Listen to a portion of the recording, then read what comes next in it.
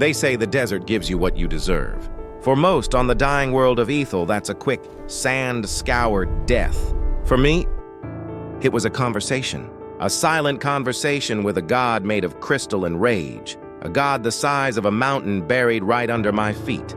And it started with the shriek of failing machinery and the scorn of a woman who was everything I was not. My name is Kael, and I was born a static. In the city of Bastion, the last city on Aethel. That's just a prettier word for worthless. Bastion is a miracle of glass and light, a city carved around the Heartstone, a colossal crystal that sings a song of power. This resonance is everything. The high-born sun singers can hear it, shape it, using it to power our shields, purify our water, and hunt the colossal crystalline beasts that swim beneath the sands, the Leviathans. The rest of us, the dust dwellers, we just live in the shadows of their power, serving them, fearing the desert, and praying the Heartstone's song never fades. For a static like me, someone deaf to the resonance, I wasn't even a shadow. I was just dust. My life was a simple, grinding loop. Maintain the sand sieves on the city's lower walls, filter the grit from the gears, and keep my head down. It was on one of these maintenance runs that my world cracked open. The warning sirens wailed, a sound that always curdled the blood. A dust storm. Not just any storm, a crimson coil, a monster of wind and sand that could strip metal from bone in minutes. The upper-class sun singers were already retreating from the outer walls, their forms shimmering with personal energy shields. I was just stuck. My descent lift had jammed, its gears screaming in protest, 100 feet of sheer wall between me and the safety of the Undercity gate. The lift is slagged. I yelled into my comms, the wind already stealing my words. The response was a crackle of static. They weren't coming back. A low-cast static wasn't worth the risk. Panic, cold and sharp, sank its teeth into me. This was it. The desert had finally decided what I deserved. As the crimson wall of sand devoured the sky, I saw her. Lyra, daughter of the Elder, heir to the ruling caste, and the most powerful sun singer of her generation. She floated effortlessly down from the upper spire, her shield a brilliant gold, deflecting the storm's vanguard. Her face, usually a mask of serene arrogance, was annoyed. She wasn't here to save me. She was here to retrieve a high-energy conduit I'd been scheduled to replace. My life was an inconvenience to her timetable, static. Her voice cut through the wind, amplified by her resonance. Report. Is the conduit compromised? I just stared at her, clinging to the shaking gantry. Forget the conduit. The storm will tear this whole section apart, I shouted back. She looked at me, her eyes the color of the clear sky before a storm, and I saw what I always saw from her kind. Pity mixed with disgust. Then your life is forfeit. The conduit is not. She turned to leave. Something inside me snapped. Years of being nothing, of being looked through, boiled over. My life might be worthless to you, I screamed into the hurricane, but I'm not dying for a piece of wire. As she turned back, a flicker of surprise on her perfect face, the world ended. The gantry groaned, twisted, and then tore free from the wall. I was falling, tumbling into the heart of the crimson coil. The last thing I saw was Lyra's golden shield disappearing into the red chaos above. Death wasn't loud. It was quiet. It was the weight of a world of sand pressing in, filling my lungs, my eyes, my soul.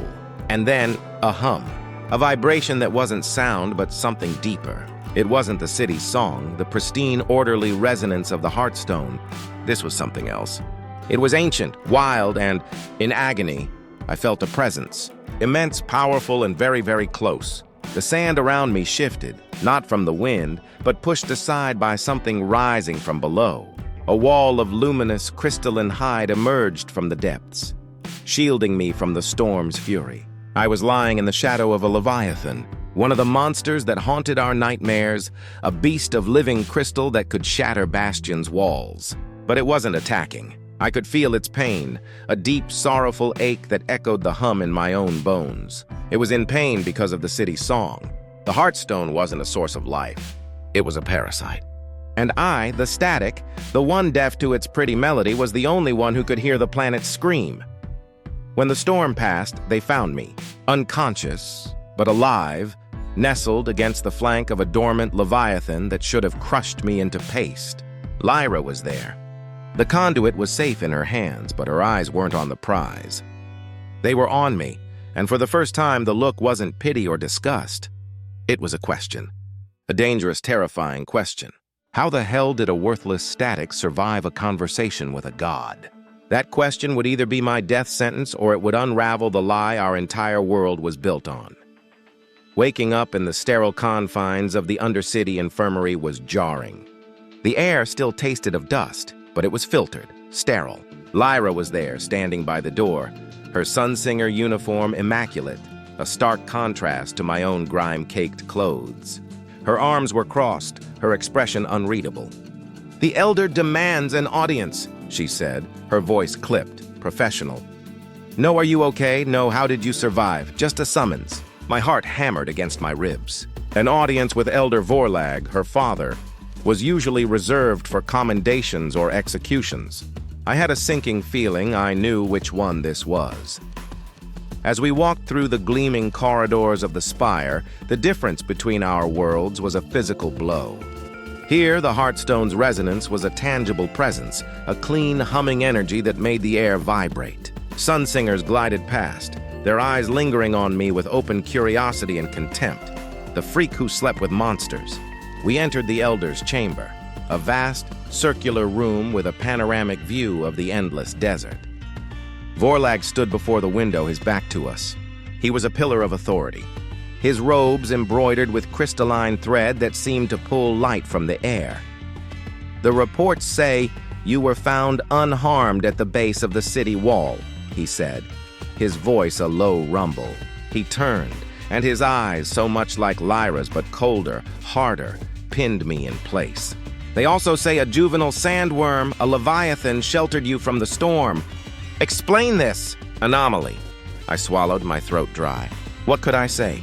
That I felt its pain? That the city's song was a lie? They'd brand me a heretic before I finished the sentence. I don't know, Elder. I was knocked unconscious.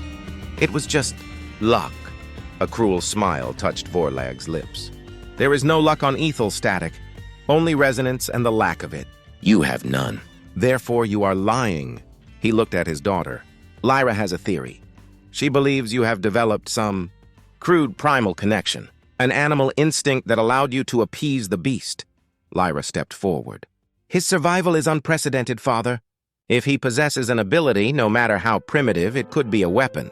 The Heartstone's strength wanes. The Leviathan raids grow more frequent. We need a new edge. My blood ran cold. A weapon. That's all I was to them.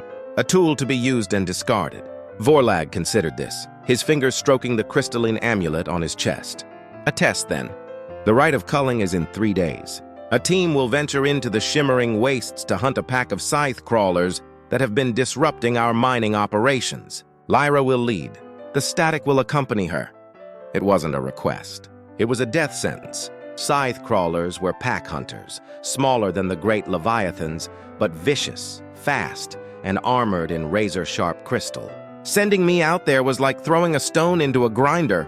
"Father, he has no training, no shield." Lyra started, a flicker of something in her eyes. Was it concern? Or just the fear of her mission being compromised by dead weight? "If his instinct is real, he will survive," Vorlag cut her off. "If not, the desert will claim what it should have in the storm. The matter will be settled." He dismissed us with a wave of his hand. Lyra led me out of the chamber, her silence heavier than any reprimand. As we waited for the lift, she finally spoke, her voice low. "Whatever you did out there, you will do it again. My culling cannot fail. Do you understand, Static? Your survival is a mission parameter, nothing more." The next 3 days were a blur of humiliating preparation. I was issued basic desert gear that felt alien and clumsy, while Lyra and her elite team of sun singers practiced combat forms, their bodies flowing with resonant energy that manifested as whips of light and shields of force. I was taught how to read a water ration gauge and apply a tourniquet. The other hunters, all highborn, looked at me like a curious insect. They'd whisper when I passed, their words sharp with mockery. "The beast charmer," Vorlag's pet. The morning of the culling arrived with a cold, gray light. We stood on the loading platform of a sand skimmer, a sleek craft that hovered a few feet above the dunes. Lyra gave the mission briefing, her voice confident and sharp. Her eyes swept over her team, then landed on me. For a moment, she paused. "Kael," she said, using my name for the first time. The other hunters shifted. "You will stay with the skimmer. Your role is observation. You will engage with nothing. You will touch nothing. Your only job is to stay alive." The unspoken addendum hung in the air, "and not get in my way." The shimmering wastes were aptly named. The sun beat down on a landscape of crystalline formations and glass-like sand, creating a blinding glare. The skimmer settled in a shallow canyon, the designated hunting ground. Lyra and her team disembarked, their shields flaring to life, their weapons humming with power. I watched from the skimmer's ramp, feeling useless, a ghost at a feast. The hum I had felt in the storm was faint here, but present. A low, thrumming undercurrent of pain that vibrated up from the soles of my boots. The land itself was hurting. The attack came without warning. Not from the canyon ahead, but from behind. The ground erupted as a half-dozen scythe crawlers burst from the sand, their crystalline claws glinting. They were in ambush. The hunters reacted instantly, forming a defensive circle, blades of light clashing against crystal armor. But they were outnumbered, caught off guard. One of the Sunsingers screamed as a crawler's claw sliced through his shield, leaving a deep gash in his leg. Lyra was a whirlwind of deadly grace. Her twin energy daggers a blur, but for every crawler she struck down, two more seemed to take its place. They were being overwhelmed. Panic seized me. I was supposed to do nothing. I was worthless, a static. But as I watched a crawler rear up to strike Lyra from her blind spot, I felt that deep, primal hum again. It wasn't just the land. It was the crawlers. They weren't hunting out of malice. They were frantic, desperate. Their territory was being poisoned by the city's mining. Their young were dying. Their rage was a symphony of pain, and I could hear every note. Without thinking, I ran. I slid down the ramp shouting, "Lyra, to your left!" She spun just in time, parrying the strike that would have killed her. But now I was on the sand, exposed, with no shield and no weapon. The alpha crawler, a beast larger than the others with wicked serrated claws, turned its multifaceted eyes on me. This was it. "Lyra, scream my name!" The crawler charged. I didn't run. I stood my ground, closed my eyes, and focused on the pain I felt from it. I didn't try to command it. I didn't try to appease it. I just listened. And with all the focus I could muster, I sent a single silent feeling back at it. Not a command, an apology. "I'm sorry for your pain. I understand." The world went silent. The crawler skidded to a halt just inches from me, its massive head cocked, its razor-sharp mandibles still. The other beasts paused their assault, their attention fixed on their alpha.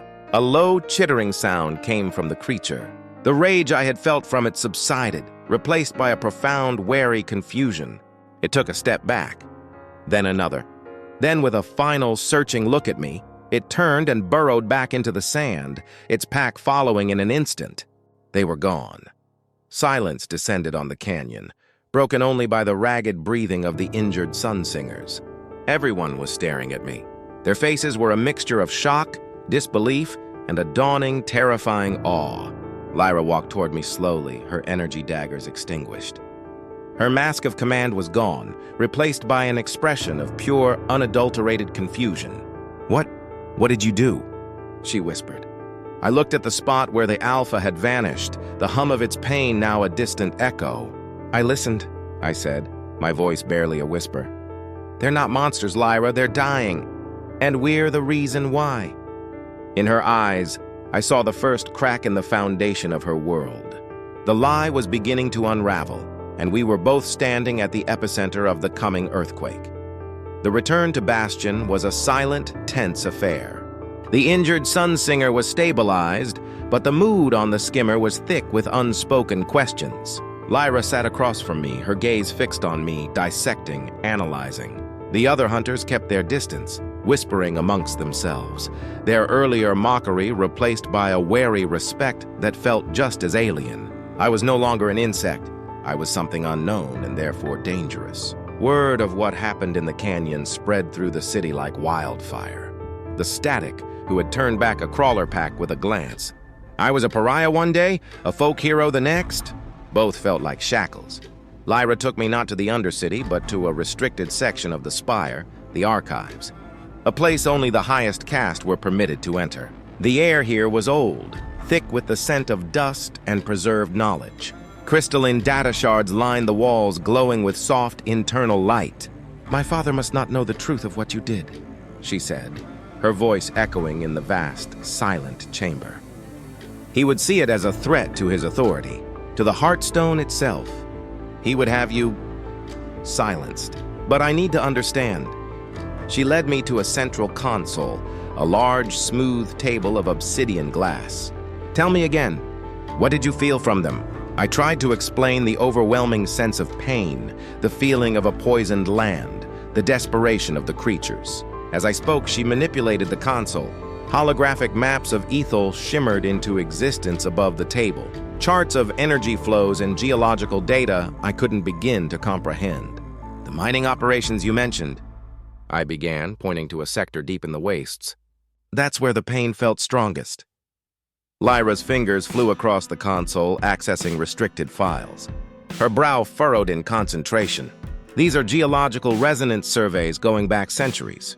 My father keeps them under the highest security." She overlaid the survey data with a map of Leviathan migration patterns.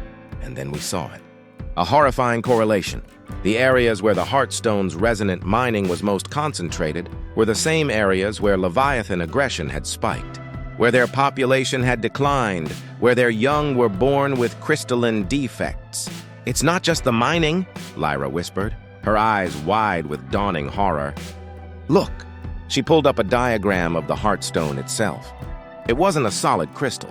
It had roots, massive crystalline conduits that spread deep into the planet's crust like a monstrous tree. "The texts say the first settlers found the Heartstone," she said, her voice trembling. "But this doesn't look like something you find. It looks like something you implant." The truth hit us with the force of a physical blow. The city wasn't powered by the Heartstone.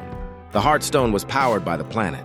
It was a colossal resonance siphon, draining the very lifeblood of Aethel, and the process was killing the world. The Leviathans weren't monsters attacking their home. They were the planet's immune system, trying to fight off a parasitic infection. Us. "My whole life, our whole society, is a lie," Lyra breathed, sinking onto a nearby bench. The strength seemed to have vanished from her. The proud sun singer, the elder's heir, looked small and lost. "The song of the city, it's not a song of life. It's a funeral dirge." I sat beside her in the silence. My anger at the highborn at her had evaporated, replaced by a shared sense of betrayal. "What do we do?" I asked. She looked at me, her eyes filled with a desperate, terrifying clarity. The Great Hunt," she said. "My father announced it this morning. The Heartstone's power is failing faster than ever. He believes the only way to replenish it is to hunt and kill the matriarch." The matriarch. The alpha of alphas, a legend. A Leviathan so vast it was said to cause earthquakes when it turned in its sleep deep beneath the planet's crust. "He wants to harvest its heart crystal," Lyra continued, "and use it to amplify the Heartstone siphon. It will give us power for another generation, but it will shatter the planet's ecosystem. It will be the final blow. He's going to kill the world to save the city," I said, the words tasting like ash. "We have to stop him."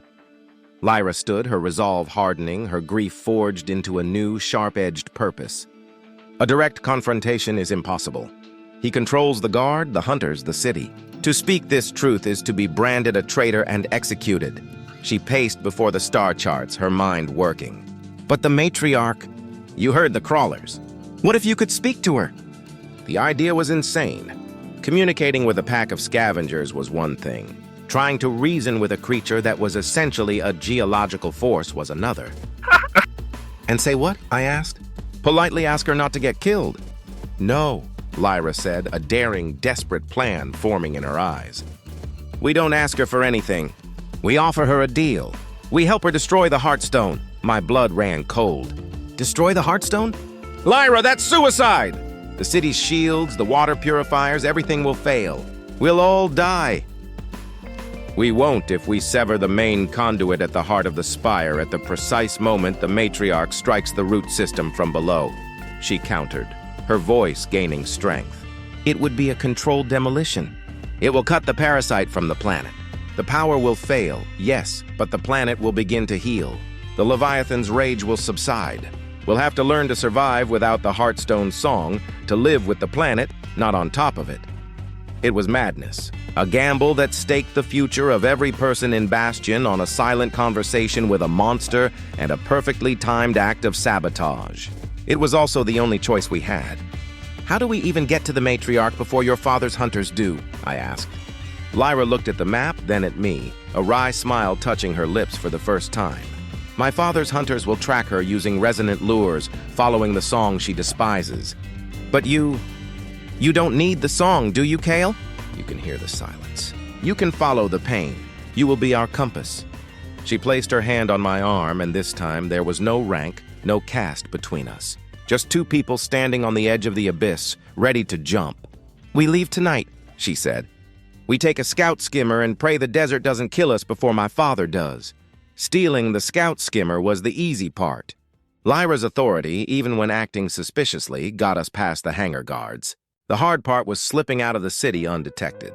We flew low, our craft a tiny shadow against the vast moonlit dunes, our hearts pounding with every potential alert that never came. For the first few hours, we flew in silence, the quiet hum of the skimmer the only sound.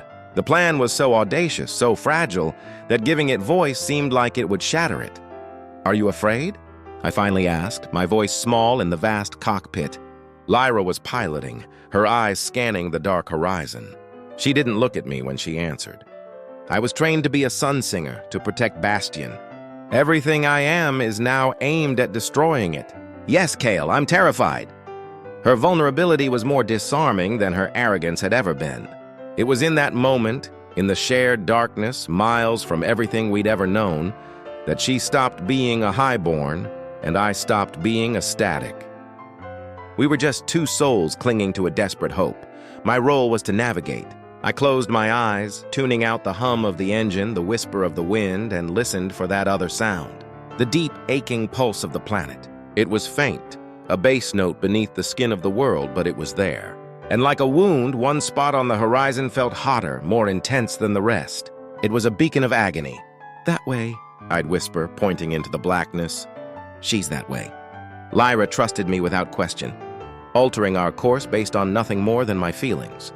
We traveled for 2 days, pushing the skimmer to its limits, rationing our water and energy packs. The desert here was different.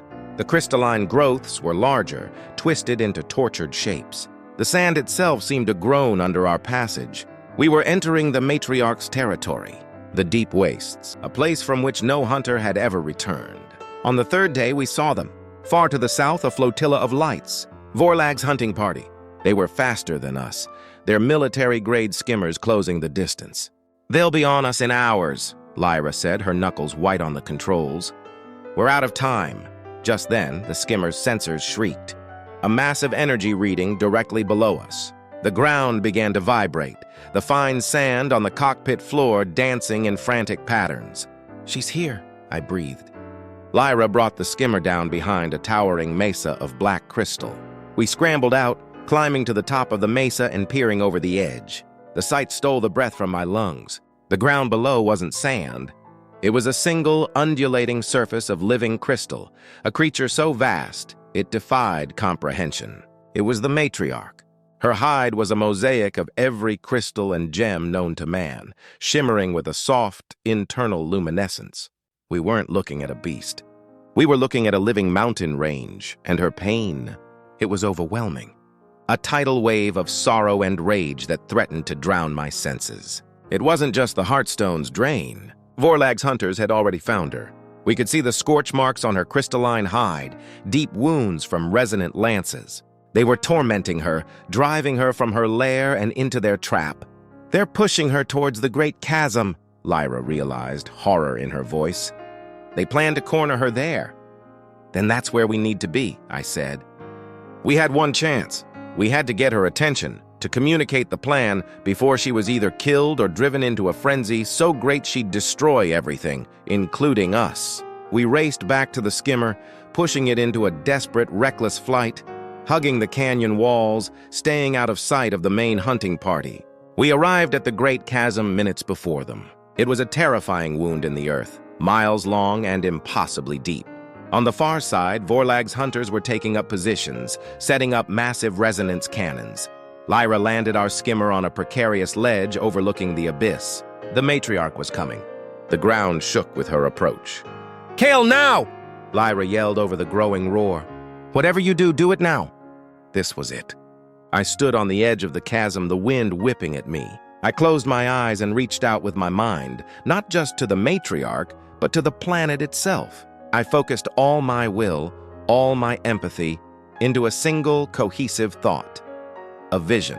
I showed her the Heartstone, the parasitic roots burrowing into the planet. I showed her Lyra in the heart of the spire, ready to sever the main conduit. I showed her a future where the planet was free, where her children would no longer be born in pain. I showed her the choice: vengeance against the hunters or salvation for the world. The matriarch appeared at the chasm's edge, her colossal form blotting out the sky. Her head, a cathedral of glowing crystals, turned towards me. Her ancient, multifaceted eyes, each the size of our skimmer, focused on my tiny form. I felt her mind touch mine.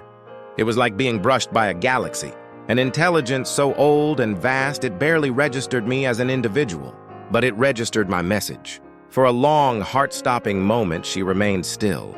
The hunters opened fire.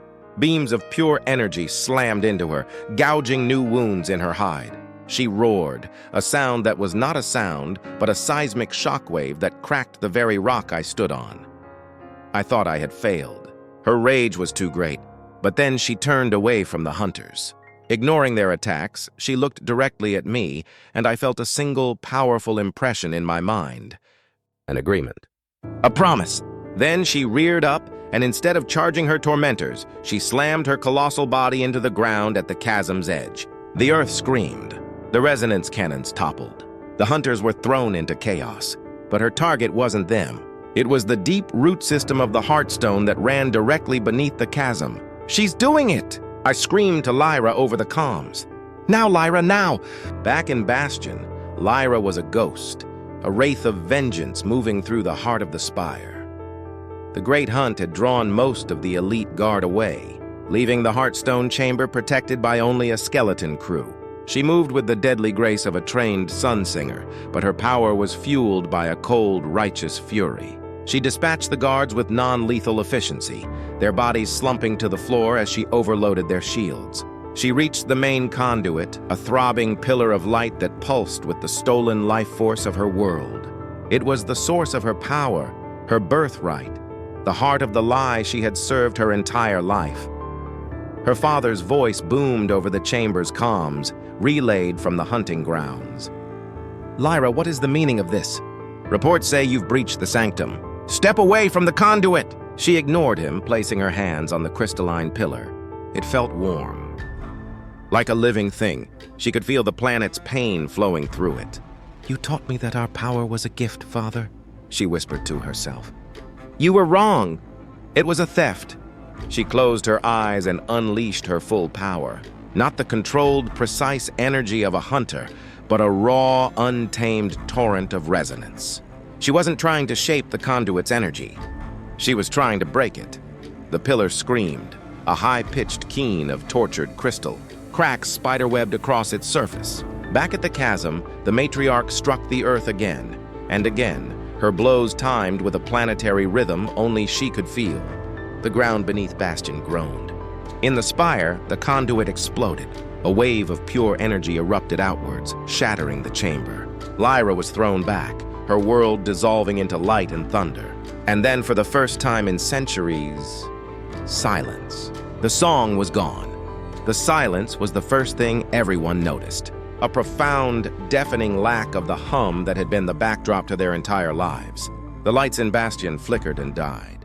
The energy shields protecting it from the desert collapsed into nothing. And in the sudden, terrifying quiet, the people of the city looked up at the spire and realized their gods had fallen. At the chasm, the matriarch gave one last long look at me. It was not a look of gratitude. It was a look of understanding, acknowledgement. Then, she turned and disappeared back into the depths of the wastes. Her long agony finally over. As the sun rose on a new, terrifying day, Lyra and I stood on that ledge, looking back at the darkened silhouette of Bastion. We hadn't just broken a crystal, we had broken a world. We had traded a slow, comfortable death for a dangerous, uncertain chance at life. We had no power, no shields, a dying city full of panicked people at our backs, and a world of angry, wounded creatures before us. It wasn't a victory, it was a beginning. The aftermath was chaos. A city without power is a city without order. The highborn, stripped of their resonance, were suddenly as helpless as the rest of us. The dust dwellers, who had lived their lives in the dark, were better equipped to handle the new reality. Riots were contained not by force, but by the simple, shared need for survival. Elder Vorlag and the surviving hunters returned not as heroes, but as architects of a lie, their authority shattered along with the Heartstone. He found his daughter, Lyra, not in the rubble of the sanctum, but in the Undercity, helping to organize water distribution. There were no grand speeches, no trials. His power had simply evaporated. He was just an old man, his face a mask of confusion and betrayal, unable to comprehend a world that no longer sang his song. Our survival depended on the very creatures we had once hunted. I became a bridge, an ambassador. I spent weeks in the desert, not with weapons, but with offerings of purified water and salt crystals, gestures of peace. I listened to the Leviathans. I learned their territories, their needs, their ancient rhythms. I taught our people how to read the land not as a resource to be exploited, but as a living partner to be respected. We learned to harvest the shed crystals from the Leviathans' hides, not their hearts, using their resonant properties to power small, localized tools. We learned to predict the storms by the way the sandworms burrowed and find water by following the path of the scythe crawlers. Lyra became our leader.